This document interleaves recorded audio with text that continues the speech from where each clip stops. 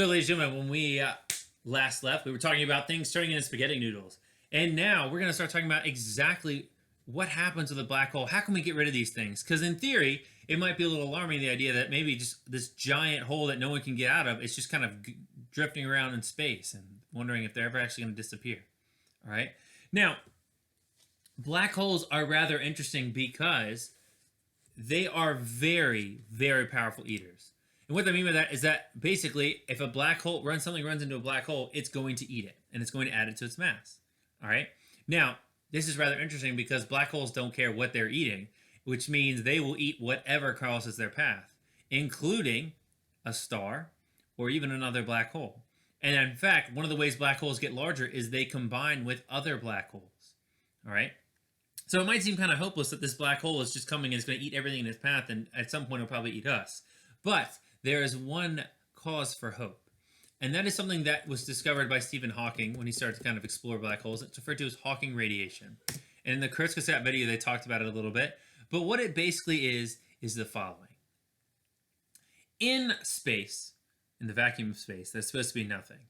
Actually, what's happening is there's lots of everything. And what I mean by that is that in space, things are popping in and out of existence. And that's because they're governed by the very weird rules of quantum mechanics, which that is an entire, honestly, PhD of physics to go into. But basically, what we find out is that in space, particles pop in and out of existence, and then they disappear. Well, that happens near a black hole as well. But the problem for the black hole is that if it's happening right on the edge of the event horizon, you could have a situation, and if you watch the video, it showed it very nicely, you could have a situation where the particles pop into existence, but one of them heads into the black hole and the other one leaves. And the problem is now the particle that was created that left cannot disappear because its other particle is now been eaten by the black hole. So now we have a problem for the black hole because what's actually happening is that now some of its energy is being pulled away as it starts to kind of emit this radiation and kind of release various particles. All right. And basically what happens is that the black hole will actually start to evaporate over time. Now, this takes an exceedingly long amount of time. It's not like in a scale of 3 minutes or like 5 years. It's going to take billions, trillions, or for some of them, a Google years before it ever happens. But there is a chance that at some point a black hole will eventually just disappear and fade into nothing because it is evaporated, because it is not being fed and is releasing all of its mass and energy as radiation. All right. So basically for us, Hawking radiation, black holes can evaporate. All right. And of course, all these things that I'm writing down, I'm not really putting a ton of notes on here, but you can feel free, please, to look up any of these things. There's, tons of people have gone who are much more well-versed in this than I have written things about this. So go through, do research, add stuff to your notes. This is just kind of like a base plan for you to write stuff. Add as much or as little as you want. All right. Now, some black holes are significantly larger than everything else we've seen. All right. And those are referred to as a supermassive black hole. Now, these black holes are on sizes, astronomically larger than anything we would expect. Supermassive black holes have a mass, and this is just a black hole mass, that can be hundreds of thousands to billions of times larger than the mass of our sun right now. All right. They are absolutely gargantuan. But supermassive black holes are rather interesting because they are very, you could argue, kind of docile. They're so big that it's kind of hard for them to kind of get involved with things. So we actually find that a lot of supermassive black holes exist at the center of galaxies. And it's kind of accepted now across astronomy and astrophysics that at the center of most galaxies are supermassive black holes. And remember, these things aren't just sucking the galaxy in, so it's not like the whole galaxy is going to fall apart. They're just this giant source of gravity that's keeping the whole galaxy orbiting itself. All right. Now, we have a rather good idea of what black holes should look like, and we've theoretically, kind of determined what they should look like. And in science fiction, we've seen what it should look like. This is a picture from Interstellar, the movie, if you've had a chance to see it. This is a picture of the black hole Gargantua that plays kind of a prominent role in the second half of the movie. You'll notice a black hole is not very dark. All right.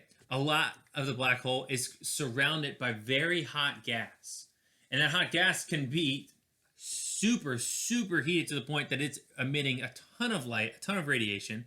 But you notice in the center, despite all that, in the center, in this sphere, is a giant void of darkness. And that is the black hole. Now, of course, this is all theoretical, what a black hole should look like.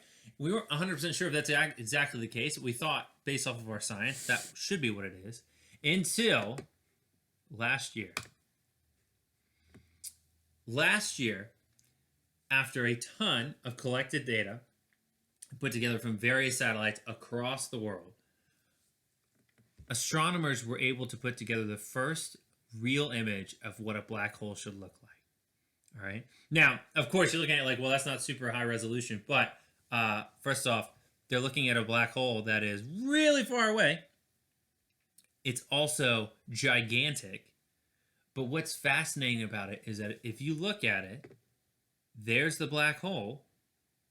There's the hot gas disk around it.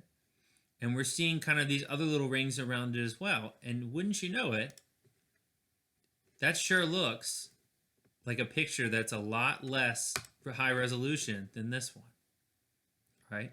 This is hugely, hugely impressive. This is the first image anyone has ever caught of what a black hole actually looks like. That's a true black hole. That's what it would look like as you start to move towards it.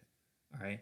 And that is just truly fascinating and kind of shows the willingness and the hard work that astronomers put into to find images like this to prove that what we think about the universe is actually true. All right? Now, for the last piece of this classwork, all right, we're going to do a little mad science. All right? And what I mean by that is that we're going to actually make a black hole out of something. What we're going to find out is it's kind of weird is that actually, in theory, according to one of the theories about black holes, anything can turn into a black hole if you just crush it more enough. All right? Now, what that means, it was this guy called the Schwarzschild radius. And basically what the math, and I'm not going to go through the math, I'm not really worried about it, but basically what it was is you figured out how much do you have to squish something so that you have to be going the speed of light to get away from it. All right? Now, going through the math, you do a couple calculations, you figure out something referred to as a Schwarzschild radius, which basically would be the size, the radius of the object that it would need to be so that it could make itself a black hole. All right? Now, to calculate that Schwarzschild radius, we have a very simple formula to come up with. Basically, the Schwarzschild radius, the size of the little thing you would need to crush me to make me a black hole, is equal to the mass of the object, in kilograms, of course. Mass of the object times, and get ready because this is going to show you exactly how this works, times 1.482, all right, good start, times 10 to the, oh goodness, negative 27. That's small. All right, so what I want you to do is I literally want you to use that formula to calculate what should be the radius of all these things if I wanted to turn them into black holes. All right, and basically what we're going to assume is that when we squish any of these 5 things, we're going to squish them into a perfect sphere. And we're going to calculate what the radius of that sphere should be. All right, now, to start with, I'll give you the masses for all these things. So an average human has a mass of 70 kilograms, and we're going to put the unit right here so we know. Then great, if I wanted to do that, maybe I was trying to get a bit more eco-friendly. The mass of the Earth, all right? Maybe we want to turn the Earth into a black hole, all right? Trying to, make sense, you get better observational data if your black hole is right there, all right, which is 5.97 10 to the 24th. An iPhone 11, which is a whopping 0.194 kilograms. And then the moon, which is slightly greater, at 7.35 times 10 to the 22nd, excuse me, kilograms. So you are going to put this into your calculator or whatever you can. I want you to calculate what the radius should be for these 5 things.